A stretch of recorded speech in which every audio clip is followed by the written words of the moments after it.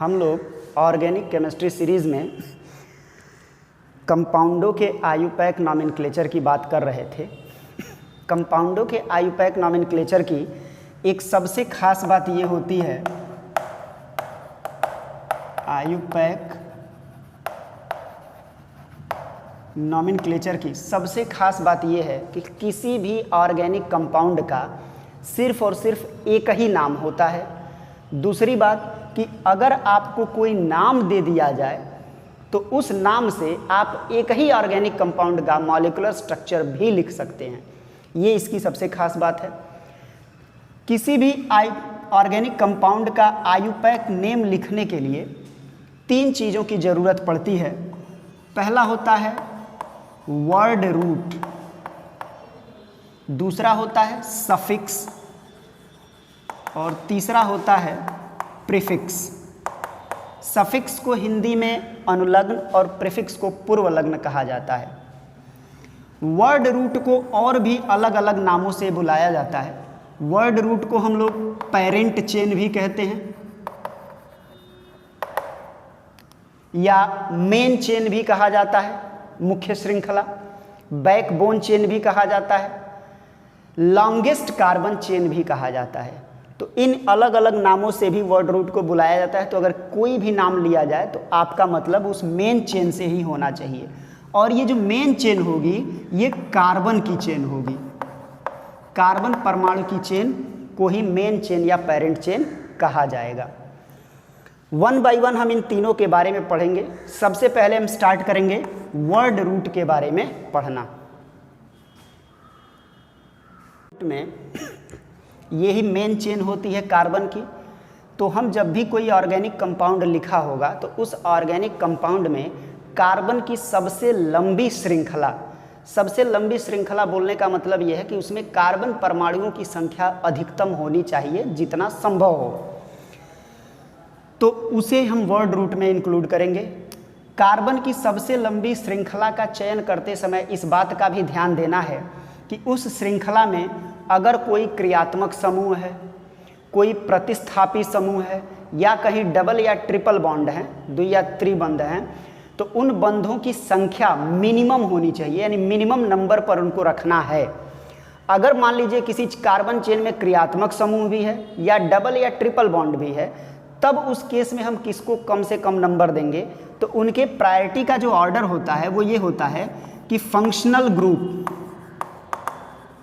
यानी कि जो क्रियात्मक समूह है इसको सबसे ज़्यादा प्रायोरिटी देंगे। यानी कोशिश हमारी यही रहेगी कि फंक्शनल ग्रुप को सबसे कम नंबर दिया जाए। दूसरे नंबर पे हम मल्टीपल बॉन्ड को रखेंगे कि मल्टीपल बॉन्ड को कम से कम नंबर दिया जाए। और तीसरे नंबर पर जो भी प्रतिस्थापी समूह या सब्स्टिट्यूएंट्स लगे हैं उनको कम से कम नंबर दिया जाए। इसी क्रम में हम नंबरिंग करने का काम करेंगे।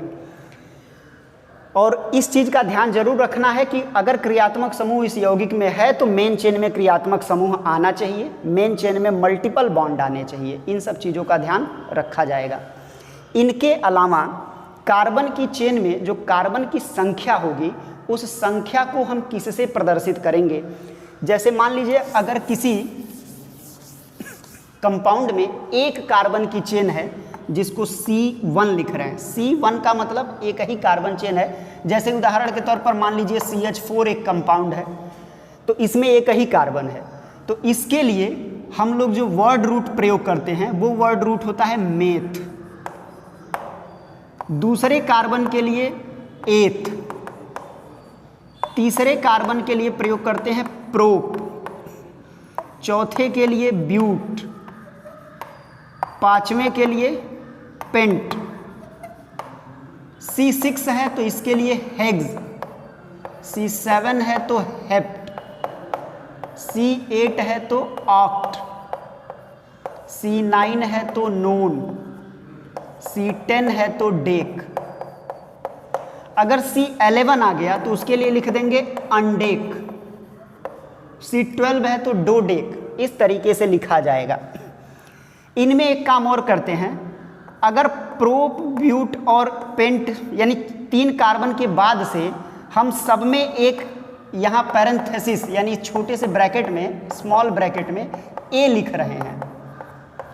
इस ए का प्रयोग कब आएगा ये अभी हम आगे आपको बताएंगे कि कहाँ पर हमें इस ए का प्रयोग करना पड़ेगा और कहाँ पर इस ए का प्रयोग नहीं करना पड़ेगा ऑर्गेनिक कंपाउंड का नाम लिखते समय। इस वर्ड रूट के बाद हम लोग देखेंगे सफिक्स के बारे में। देखिए सफिक्स हिंदी में इसको अनुलग्न कहते हैं, यानी इसको वर्ड रूट के बाद लिखा जाता है।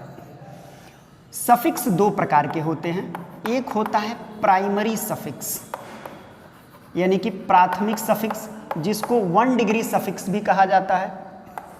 दूसरा होता है सेकेंडरी सफिक्स यानी कि द्वितीयक अनुलग्न, जिसको 2 डिग्री सफिक्स भी कहा जाता है। पहले हम लोग प्राइमरी सफिक्स के बारे में देखेंगे।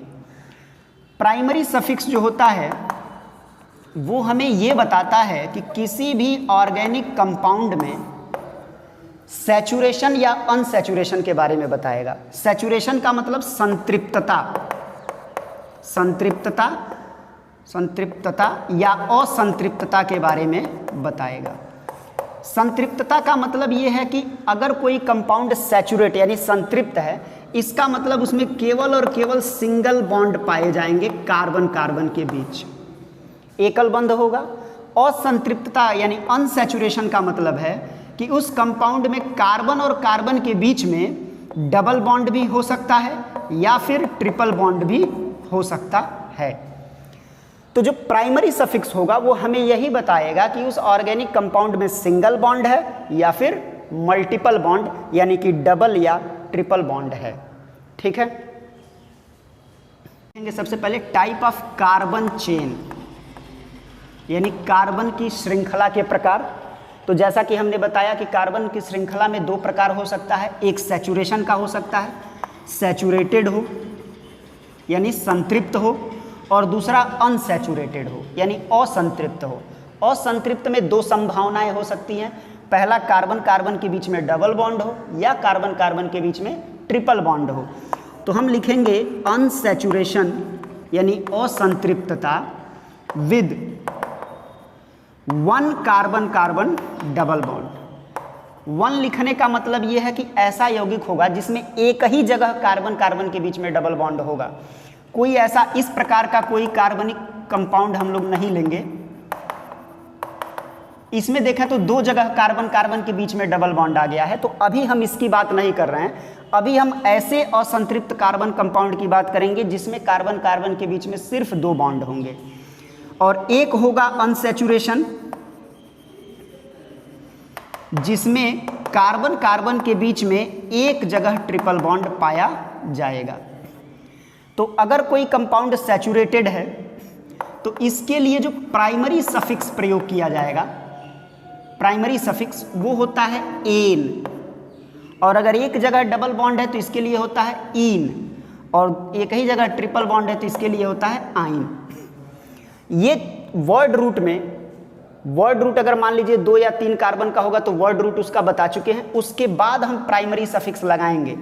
तो जैसे अगर नेम की बात करें, नेम क्या हो जाएगा, तो अगर मान लीजिए 1 कार्बन का वर्ड है तो उसको बोलेंगे मेथ, और एन होगा तो मीथेन। 2 कार्बन का है तो एथ और इथेन। सामान्यतः वर्ड रूट का जो जनरल नेम होता है उसको एल्क कहा जाता है, यानी मेथ एथ प्रो ब्यूटेन को सामान्यतः जनरल शब्द में एल्क कहा जाता है। तो अल्क में एन जोड़ेंगे तो हो जाएगा एल्केन, इन जोड़ेंगे तो हो जाएगा एल्कीन, और आइन जोड़ेंगे तो हो जाएगा एल्काइन। अब यही चीज आप देखिएगा, जहां हम पैरेंथेसिस में प्रोब्यूट के बाद आप देखे होंगे ए लिखे थे, इस ए का प्रयोग कहाँ होगा? अगर एक एक डबल या ट्रिपल बॉन्ड है तब तो कोई दिक्कत नहीं है, लेकिन जैसे यहाँ 2 डबल बॉन्ड हैं तो दो डबल बॉन्ड है तो वर्ड रूट हो गया ब्यूट। अब इसके बाद देखें 2 जगह डबल बॉन्ड है तो इन केवल नहीं होगा, तब क्या होगा? डाई इन होगा। और चूंकि ये कॉन्सोनेंट से डी शुरू हो रहा है इसलिए यहाँ पर ए लगा देंगे तो नाम हो जाएगा ब्यूटाडाइइन। अगर ये वॉवेल से शुरू होता, अगर ये वॉवेल से शुरू होता, जैसे कि मान लीजिए 4 ही कार्बन है लेकिन सिर्फ एक ही जगह डबल बॉन्ड है, तो नाम होगा ब्यूट और एक ही जगह डबल बॉन्ड है तो सिर्फ इन आएगा, तो यहाँ इन हो जाएगा, ब्यूटीन हो जाएगा। यहाँ पर ब्यूटा लिखने की ज़रूरत नहीं होगी, क्योंकि ब्यूटा लिख देंगे तो ए और ई दो वावेल लगातार आ रहे हैं ना, तो दो वावेल लगातार नहीं लिखे जाते हैं। तो ऐसे ही अगर हम सफिक्स में, प्राइमरी सफिक्स में ही देखें, तो अगर मान लीजिए कहीं डबल बॉन्ड की संख्या 2 हो, तो दो संख्या को प्रदर्शित करने के लिए डाई शब्द का प्रयोग किया जाता है। डाई किसके लिए प्रयोग करते हैं? 2 की संख्या को प्रदर्शित करने के लिए। 3 की संख्या को प्रदर्शित करने के लिए ट्राई का प्रयोग किया जाता है। 4 की संख्या को प्रदर्शित करने के लिए टेट्रा का प्रयोग किया जाता है। इसी तरीके से जैसे जैसे संख्या बढ़ती जाएगी हम शब्द का प्रयोग करते जाएंगे।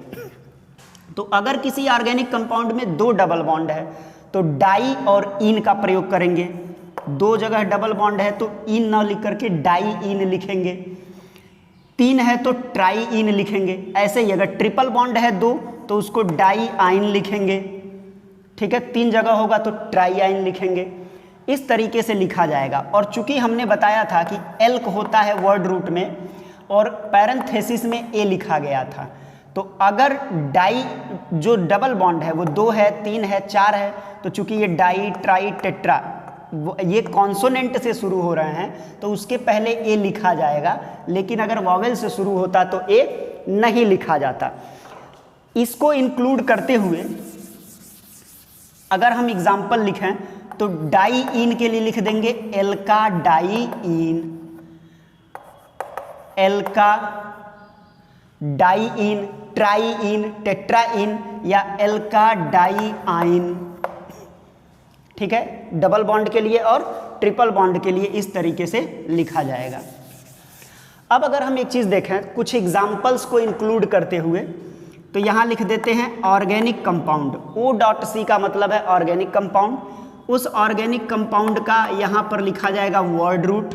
वर्ड रूट के बाद हम लिखेंगे प्राइमरी सफिक्स यानी कि 1 डिग्री सफिक्स, और उसके बाद सीधा हम उसका आयुपैक नेम लिखेंगे।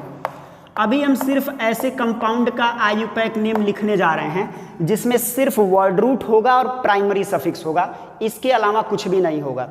जैसे उदाहरण के तौर पर CH3, CH2, CH2, CH3, 4 carbon है तो वर्ड रूट हम प्रयोग करेंगे ब्यूट।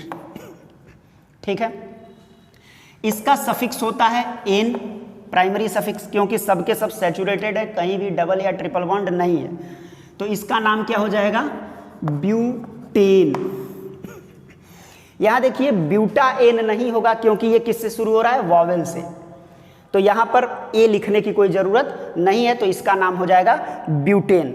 इसके बाद अगर एक एग्जांपल लिखें CH3 CH double bond CH2, तो इसका वर्ड रूट है प्रो, और सफिक्स जो होगा डबल बॉन्ड है तो हो जाएगा इन, तो इसका नाम क्या हो जाएगा? प्रोपीन। इसका नाम हो गया प्रोपीन। इसके बाद अगर CH double triple bond CH हो तो इसका वर्ड रूट होगा, 2 कार्बन है तो एथ, ट्रिपल बॉन्ड है तो आइन, तो इसका नाम हो जाएगा इथाइन। इस तरीके से हम इसका नाम लिख देंगे। अगर मान लीजिए ये वाला एग्जांपल है CH2 double bond CH, CH double bond CH2, तो इसका वर्ड रूट 4 कार्बन की वजह से ब्यूट, यहाँ ए लिख दे रहे हैं, जरूरत पड़ेगी तो लिखेंगे। इन है इसका सफिक्स, लेकिन ये इन कितनी बार है? 2 बार है, तो यहाँ क्या लिखा जाएगा? डाई इन। क्या लिखा जाएगा? डाई इन। अब चूंकि डी आ रहा है जो कि ये क्या है? कॉन्सोनेंट है, तो इसके पहले ये ए लिखा जाएगा, तो इसका नाम हो जाएगा ब्यूटा डाई इन। ठीक है, तो ये हो गया ब्यूटा डाई इन।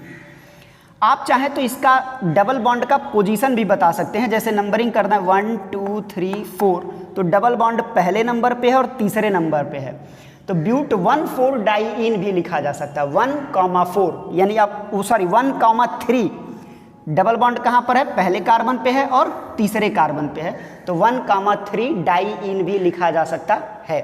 इसको आगे हम लोग लिखना सीखेंगे। फिलहाल आप ये देखिए कि वर्ड रूट और प्राइमरी सफिक्स को मिलाकर के किसी कंपाउंड का आयुपैक नेम कैसे लिखा जाएगा, कहाँ इस ए का प्रयोग किया जाएगा, कहाँ इस ए का प्रयोग नहीं किया जाएगा।